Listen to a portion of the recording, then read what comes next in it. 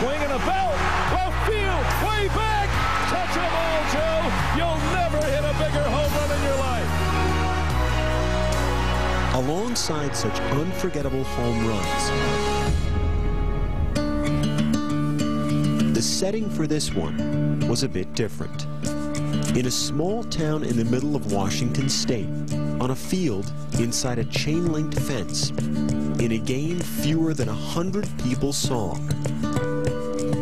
A home run memorable not for the distance it traveled, or the game it decided, but for the meaning it carried. The last Saturday in April, the second game of a softball doubleheader between Central Washington and Western Oregon. Well, we were both neck and neck fighting for the conference championship. As a senior, this was Sara Tucholsky's last chance to win a championship. She'd never hit a home run before, not in college, not in her life. At 5'2", I'm not very tall. I'm more a line drive hitter. I don't hit for power. But in the top of the second inning, with 2 runners on the second pitch, that changed.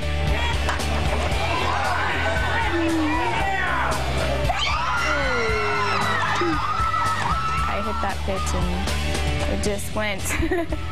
And we're just cheering, and the runners are cheering as they round the base to head home. And then I'm going, where's Sara? In her excitement, Tucholsky failed to touch first base, so she quickly turned back. Her pivoting just didn't pivot with her. And I heard her kind of yell, and she just dropped to the ground, and I was like, oh no. Just fell immediately and was in a lot of pain. Just, I tried to keep my legs straight, but I was in so much pain that I couldn't really keep still. Tucholsky, with a torn ACL, crawled back to first base. She was a long way from reaching home plate and keeping her first and only home run. When she got back to first base, she laid there and she hugged on to first base. And then at that time, I was staring at the base and I go, what on earth are we gonna do? And I turned the umpire standing right next to me. I said, what is the ruling if I put somebody in for Sara? He said, it'll be a 2-run single. If anybody would have, on her team, would have helped Sara, she would have been called out. That was the problem. None of Tucholsky's teammates were allowed to touch her. That's when Central Washington's Mallory Holtman, a player with more home runs than any other in conference history, a player for the opposing team, spoke up.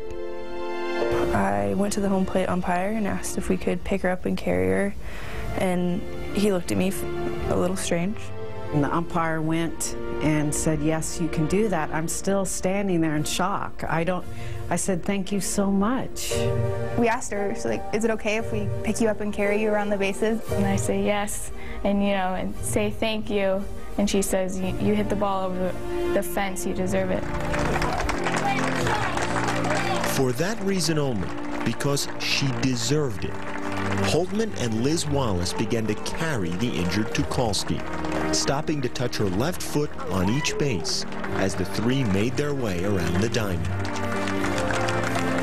We actually started laughing because we were just wondering what this would look like to all the people in the stands. When I looked up, I didn't see, giant smiles and screams. I saw emotion and tears and people crying. It's a great moment when someone has character to step up and do the right thing at the right time. It's emotional. You're proud.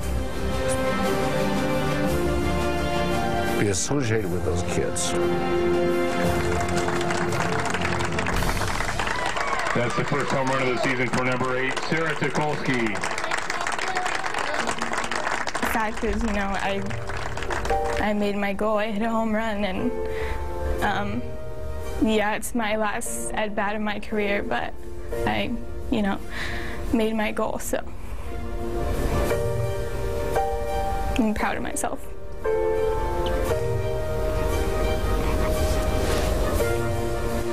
Mallory Holtman, Liz Wallace, and the Central Washington team lost the game that day, 4-2. Sara Tucholsky lost the rest of her season and her career to a knee injury. But for the spirit of sportsmanship, a greater victory, made on a long trot around the bases, a trip that truly touched them all. I have a lot of respect for her and put her in high regards, her and her teammates. And, you know, I can't thank her enough.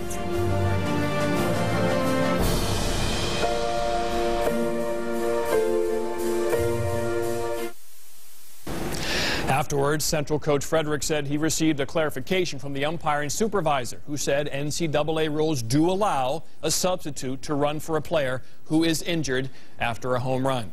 Now, this past Saturday, the final day of the season, Sara Tucholsky's Western Oregon team clinched its league title. It's the first conference championship in the school's history. They will compete in the Division II regional playoffs later this week.